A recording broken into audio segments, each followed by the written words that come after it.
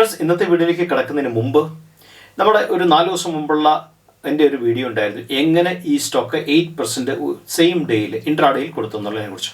Basically RSI hidden bullish ഡൈവേർജൻസിനെ കുറിച്ചുള്ള detailing ആയിരുന്നു. So പല ആൾക്കാരും എനിക്ക് മെയിൽ അയച്ചിട്ടുണ്ട്, വാട്സാപ്പ് ചെയ്തിട്ടുണ്ട്. അവർക്ക് പല സ്റ്റോക്കിലും കിട്ടിയെന്ന് പറയുന്ന ആൾക്കാരുണ്ട്, ഹിഡൻ ബുള്ളിഷ് ഡൈവേർജൻസ്, അതുപോലെ ഹിഡൻ ബുള്ളിഷ് ഡൈവേർജൻസിൽ കൺഫ്യൂഷൻ ഉണ്ടെന്ന് പറയുന്ന ആൾക്കാരുണ്ട്. ഇപ്പോൾ പല ആൾക്കാരും എന്നോട് ഒരു സെഷൻ റിക്വസ്റ്റ് ചെയ്തിട്ടുണ്ട്. അപ്പം ആദ്യം ഞാൻ റെസ്പോണ്ട് ചെയ്ത കാര്യം വെച്ചാൽ ഈ വരുന്ന ആഴ്ച പോലെ വീണ്ടും ഞാൻ തിരക്കിലേക്ക് നീങ്ങാണ്. പക്ഷേ എന്നിരുന്നാൽ തന്നെയും ഈ വരുന്ന ശനിയാഴ്ച രാത്രി 9 മണിക്ക് നമുക്ക് ഹിഡൻ ബുള്ളിഷ് ഡൈവേർജൻസ് ഉള്ള കൺസെപ്റ്റിനെ കുറിച്ചുള്ള ഒരു സെഷൻ നമുക്ക് പ്ലാൻ ചെയ്യാം. രാത്രി 9 മണിക്കാണ്. തീർച്ചയായും അത് ലേണിംഗ് സെഷനാണ്. എടുത്തു പറയുന്നു, അത് ലേണിംഗ് സെഷനാണ്. ലേറ്റ് ആയിട്ട് വന്നു കഴിഞ്ഞാൽ പിന്നെ ആ ലേണിംഗ് എന്നുള്ള ഇൻപുട്ട് താങ്കൾ പലതും മിസ്സായിപ്പോവും. അതുകൊണ്ട് തന്നെ 9 മണിക്കുള്ള സെഷനാണ്. 9 to 10, 10:30 നമുക്ക് ആ ലേണിംഗ് സെഷൻ 2-3 സ്റ്റോക്കിൽ നമുക്ക് എങ്ങനെ ഹിഡൻ ബുള്ളിഷ് ഡൈവേർജൻസ് വർക്ക് ചെയ്യുന്നത് നോക്കി അതിൻ്റെ എഫക്റ്റ് എന്താണ്, അതിൻ്റെ ക്രിട്ടിക്കലായിട്ട് ഇമ്പോർട്ടൻസ് എന്താണെന്നുള്ളതിനെ കുറിച്ച് നമുക്ക് മനസ്സിലാക്കാൻ സാധിക്കും. ഈ വരുന്ന ശനിയാഴ്ച രാത്രി 9 മണിക്കാണ്. താങ്കൾക്ക് അറ്റൻഡ് ചെയ്യാൻ താല്പര്യമുണ്ടെങ്കിൽ prosip23@gmail.com മെയിൽ അയച്ചാൽ ഞാൻ ലിങ്ക് അയച്ചു തരുന്നതായിരിക്കും. ശ്രദ്ധിക്കേണ്ട കാര്യം 9:05 മീറ്റിംഗ് നമ്മൾ ലോക്ക് ചെയ്യുന്നതായിരിക്കും. ലേറ്റായിട്ട് വന്നാൽ കയറാൻ സാധിക്കത്തില്ല. അടുത്തൊരു പോയിന്റ്, താങ്കൾ കയറുവാണെങ്കിൽ ഒരു പ്രാവശ്യം മൊബൈൽ വഴി കയറില്ല, താങ്കൾ കമ്പ്യൂട്ടർ വഴി മാത്രമേ കയറാവുള്ളൂ. കാര്യം ഇതൊരു പഠിത്തത്തിൻ്റെ ഒരു സെഷനാണ്. അപ്പോൾ താങ്കൾ പഠിക്കാനായിട്ട് വരിക. ക്ലാസ്സുകളെ കുറിച്ച് കണ്ടുകൊണ്ടിരിക്കുന്നതല്ല കാര്യമുള്ളത്. ഞാനൊരു കാര്യം പറഞ്ഞു തരുമ്പോൾ അപ്പോൾ തന്നെ കമ്പ്യൂട്ടർ താങ്കൾ വരച്ച് അത് മനസ്സിലാക്കാൻ ക്യാച്ച് ചെയ്യാൻ സാധിക്കുവാണെങ്കിൽ അതാണ് ശരിക്കുള്ളൊരു ലേണിംഗ് എന്ന് പറയുന്നത്. അതുകൊണ്ട് തന്നെ തീർച്ചയായും കമ്പ്യൂട്ടറിൽ മാത്രമേ വരാവുള്ളൂ. മൊബൈൽ ഫോൺ ഉപയോഗിച്ചിട്ട് വന്നാൽ ലേണിംഗ് ആയിട്ടുള്ള ക്രിട്ടിക്കൽ ഇൻപുട്സ് മിസ്സായിപ്പോവും. അതുകൊണ്ട് തന്നെ തീർച്ചയായും യൂസ് ഓൺലി കമ്പ്യൂട്ടർ. മാർക്കറ്റ് എങ്ങോട്ടെന്നുള്ള നമ്മുടെ ഈ ഒരു വീക്ക്ലി ആയിട്ട് നമ്മൾ ചെയ്യുന്ന വീഡിയോയുടെ അടുത്ത വീഡിയോ ആണ്. നമ്മൾ കഴിഞ്ഞ വെള്ളിയാഴ്ച മീൻ റിവേഴ്സൽ മാർക്കറ്റ് വന്നതിന് ശേഷം മാർക്കറ്റിൽ ആദ്യമായിട്ട് നല്ലൊരു ഡേറ്റ വന്നതിൻ്റെ പുറത്ത്, അതായത് ഇൻഫ്ലേഷൻ കുറച്ച് കണ്ടെയ്ൻ ചെയ്യുന്നുള്ള ഡേറ്റയുടെ പുറത്ത് വെള്ളിയാഴ്ച വൈകുന്നേരം മാർക്കറ്റ് തിരിച്ചു കയറുന്ന ഒരു കാഴ്ചയാണ് നമ്മൾ കണ്ടത്. ഈ സമയത്ത് തന്നെ വേൾഡ് മാർക്കറ്റ് നമ്മൾ ശ്രദ്ധിച്ചാൽ ഡോളർ ഇൻഡെക്സിൻ്റെ എല്ലാ മാർക്കറ്റ് ഇങ്ങോട്ട് എന്നുള്ള വീഡിയോയും സ്റ്റാർട്ട് ചെയ്യുന്നത് ഡോളർ ഇൻഡെക്സിൻ്റെ ബേസിലാണ്. ഡോളർ ഇൻഡെക്സ് ശരിക്കും കഴിഞ്ഞ വ്യാഴാഴ്ച മുതൽ വീണ്ടും കഴിഞ്ഞ വ്യാഴാഴ്ച ഡോളർ ഇൻഡെക്സ്, ദാറ്റ് മീൻസ് വെള്ളിയാഴ്ച വെളുപ്പിന് ഡോളർ ഇൻഡെക്സ് ശരിക്കും ക്ലോസ് ചെയ്തത് ശരിക്കും ഒരു ട്രെൻഡിലാണ്, ബ്രേക്കൗട്ടിലാണ് ക്ലോസ് ചെയ്തത്. അതുപോലെ ശരിക്കും വെള്ളിയാഴ്ച, തിങ്കളാഴ്ച, ചൊവ്വാഴ്ചയൊക്കെ ബ്രേക്കൗട്ട് കഴിഞ്ഞുള്ള പുൾ ബാക്കിലാണ് ഡോളർ ഇൻഡെക്സ് കിടക്കുന്നത്. എപ്പോഴും ഡോളർ ഇൻഡെക്സും മാർക്കറ്റും തമ്മിൽ ഇൻവേഴ്സ്ലി പ്രൊപ്പോർഷനാണ്. ഡോളർ ഇൻഡെക്സ് വീക്ക് ആയാലും മാർക്കറ്റിന് അത് പ്ലസ് ആണ്. ഡോളർ ഇൻഡെക്സ് സ്ട്രോങ് ആയിട്ട് വന്നാൽ മാർക്കറ്റിന് ഇപ്പോഴും അത് മൈനസ് ആയിട്ട് ബാധിക്കുന്ന വലിയൊരു ഘടകമാണ്. ശരിക്കും ഡോളർ ഇൻഡെക്സ് ബ്രേക്കൗട്ട് കഴിഞ്ഞിട്ട് പുൾ ബാക്കിൽ കിടക്കുകയാണെന്നുള്ള കാര്യം നമ്മൾ പ്രത്യേകം ശ്രദ്ധിക്കണം. രണ്ടാമത്തെ കാര്യം, ഞാൻ കഴിഞ്ഞ 3-4 എൻ്റെ വീഡിയോയിലൊക്കെ പറഞ്ഞിരുന്നു, നമ്മുടെ മാർക്കറ്റിൽ ഇപ്പം ഡേറ്റയുടെ സപ്പോർട്ട് വളരെ വീക്കാണ്. ആദ്യമായിട്ട് ഡേറ്റയുടെ സപ്പോർട്ട് വരുന്നത് കഴിഞ്ഞ വെള്ളിയാഴ്ചയാണ്. ഇൻഫ്ലേഷനെ കുറിച്ചുള്ള ഡേറ്റയാണ്. കഴിഞ്ഞ വ്യാഴാഴ്ച വൈകിട്ടാണ് ഡേറ്റ സപ്പോർട്ട് ആദ്യമായിട്ട് വരുന്നത്. ഇൻഫ്ലേഷൻ ഒരു പരിധിവരെ കണ്ടെയ്ൻ ചെയ്യുന്നുള്ള ഒരു പ്ലസ് ആയിട്ടുള്ള ഡേറ്റ ആണ് നമുക്ക് കിട്ടുന്നത്. നമുക്ക് ധാരാളം പ്ലസ് ഡേറ്റ കിട്ടണം ഇത്തരം 3500 പോയിന്റ് 4000 പോയിന്റോളം താഴെ പോയ മാർക്കറ്റിന് തിരിച്ചു കയറാനായിട്ട്. നമ്മുടെ മുമ്പിൽ ഈ വരുന്ന Q3 റിസൾട്ട് അതുകൊണ്ട് തന്നെ വളരെ ക്രിട്ടിക്കലാണെന്നുള്ള കാര്യം എടുത്തു പറയുന്നു.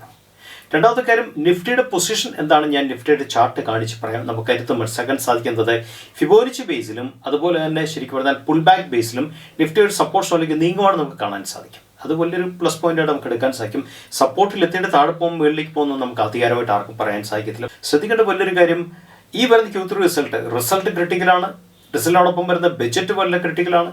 അതിനോടൊപ്പം തന്നെ വരുന്ന റിസർവ് ബാങ്കിൻ്റെ മീറ്റ് വളരെ ക്രിട്ടിക്കലാണ്. ഇന്നത്തെ ദിവസം, അതായത് 18 ഡിസംബർ വളരെ ക്രിട്ടിക്കലാകാൻ വേറൊരു കാര്യം കൂടെ. ഇന്നാണ് US ഫെഡിൻ്റെ ക്രിട്ടിക്കൽ മീറ്റിംഗ്. ഇൻട്രസ്റ്റ് കൂട്ടണോ കുറയ്ക്കോ എന്നുള്ള ഡിസിഷൻ മേക്കിംഗ് വരുന്നത്.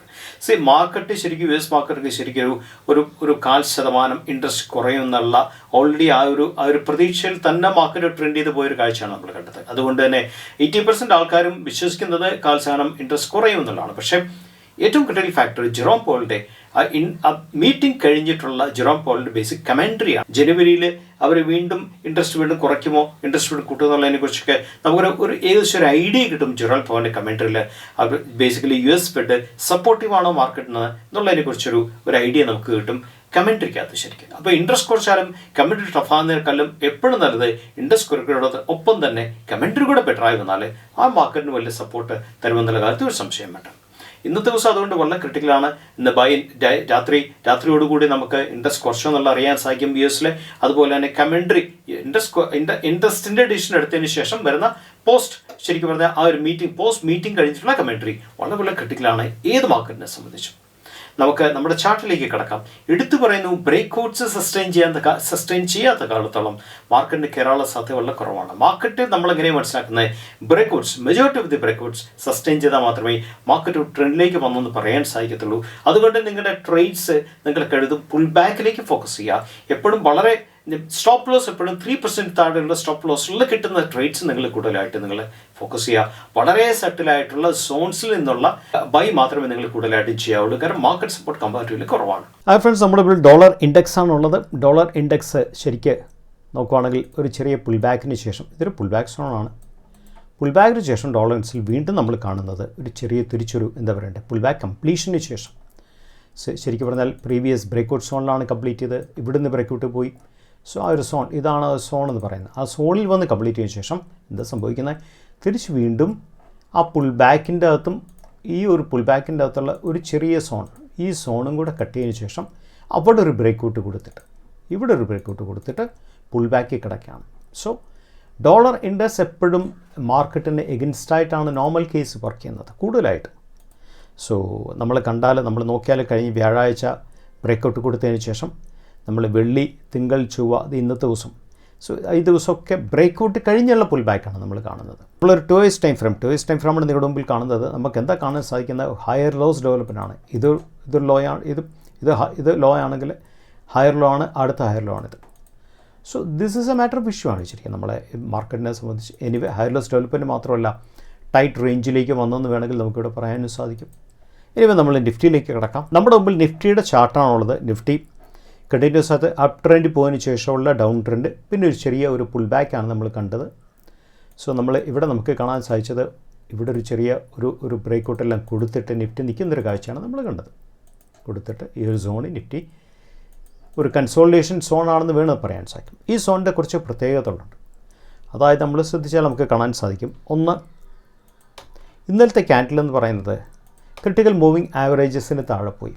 മൂവിങ് ആവറേജ് 21 നോക്കുകയാണെങ്കിൽ 21ൻ്റെ താഴെ ക്ലോസ് ചെയ്തു. അതുപോലെ തന്നെ മൂവിങ് ആവറേജ് 10 നോക്കുകയാണെങ്കിൽ 10ൻ്റെ താഴെ ക്ലോസ് ചെയ്തു. അതാണ് ഫസ്റ്റ് കാര്യം. രണ്ടാമത്തെ കാര്യം, നമ്മളൊരു ഫിബോനസി സോൺ എടുത്താൽ, ഇത് ഇവിടുന്ന് നമ്മൾ താഴത്തേക്ക് എടുത്താൽ നിഫ്റ്റി ശരിക്കും 0.5 റെസിസ്റ്റൻസ് ഫേസ് ചെയ്തിട്ട് 0.5 ശരിക്ക് റെസിസ്റ്റൻസ് ഹിറ്റ് ചെയ്തിട്ട് നേരെ താഴെ പോവാണ്. 0.5 പോയിന് ശേഷം 0.382 സപ്പോർട്ട് കിട്ടിയില്ല. അതിനുശേഷം 0.236 അടുത്ത സപ്പോർട്ട് സോൺ ശരിക്കും. അപ്പം ഈ ഒരു സപ്പോർട്ട് സോൺ നിഫ്റ്റിയെ സംബന്ധിച്ച് വളരെ ക്രിട്ടിക്കലാണ്. ഇത് വന്നിരിക്കുന്നത് 24,000 ദിസ് ഈസ് വെരി ക്രിട്ടിക്കൽ. ഇനി ഇതിനോടൊപ്പം തന്നെ ഇന്നത്തെ ദിവസം ക്യാൻഡിൽ ക്ലോസ് ചെയ്തിട്ടില്ല. ഇന്നലത്തെ ക്യാൻഡിൽ തന്നെ 0.382 താഴെ പോയി. അതിൻ്റെ അകത്ത് ആവറേജ് വോളിയമുണ്ട് നമ്മൾ നോക്കാൻ നേരത്ത്. ഇനി നമ്മൾ നോക്കിയാൽ വേറെ കാണാൻ മൂന്നാമത്തെ കാര്യം എന്താണെന്ന് വെച്ചാൽ, ഈ ഒരു സോണിൽ നിന്നാണ് നിഫ്റ്റി ബ്രേക്ക്ഔട്ട് ചെയ്ത് പോയത്. ഈ സോണിൽ നിന്ന് ബ്രേക്ക്ഔട്ട് ചെയ്ത് പോയി. ആ സോൺ എന്ന് പറയുന്നത് ശരിക്കും ഇങ്ങനെ നമുക്ക് എടുക്കാം. ഇതാണ് ആ ഒരു സോൺ.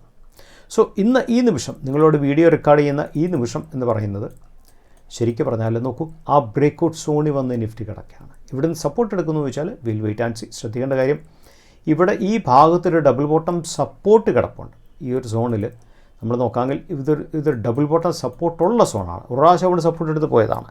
അതുകൊണ്ട് തന്നെ ബ്രേക്ക്ഔട്ട് സോണിൽ പുൾ ബാക്ക് ലെവലിലും, അതുപോലെ തന്നെ അതിന് മുമ്പ് സ്റ്റോക്ക് വെള്ളിയാഴ്ചത്തെ ക്യാൻഡിൽ, 18 ഡിസംബറിലെ ക്യാൻഡിൽ, അവിടുന്ന് കയറിയ ക്യാൻഡിൽ. സോ ഡബിൾ ബോട്ടം സപ്പോർട്ടിൽ നിഫ്റ്റി കിടക്കുന്നു. ഡബിൾ ബോട്ടം സപ്പോർട്ട് മാത്രമല്ല, നിഫ്റ്റിയിലെ പുൾ ബാക്ക് ശരിക്കും പറഞ്ഞാൽ ഒരു ബ്രേക്ക്ഔട്ടിന് ശേഷം വന്ന പുൾ ബാക്ക് സോണിലും നിഫ്റ്റി വന്ന് കിടക്കുന്നു എന്ന് പറയുന്നത്. സോ ഈ ഒരു സ്ട്രോങ് ക്യാൻഡിൽ വന്നതിന് ശേഷം, ഈ ക്യാൻഡിൽ സൂപ്പർബ് ഹാമിയ ക്യാൻഡിലാണ്, പക്ഷേ വോളിയം കമ്പാരിറ്റീവ്ലി കുറവാണ്. ഈ ക്യാൻഡിൽ ഈ ഗ്രീൻ വോളിയം വന്നിരുന്നെങ്കിൽ കുറച്ചുകൂടെ ബെറ്ററാണ്. അതിന് പകരം ഡബിൾ ടോപ്പിൽ ഹീറ്റ് ചെയ്തതിന് ശേഷമാണ് നേരെ താഴെ പോയത്.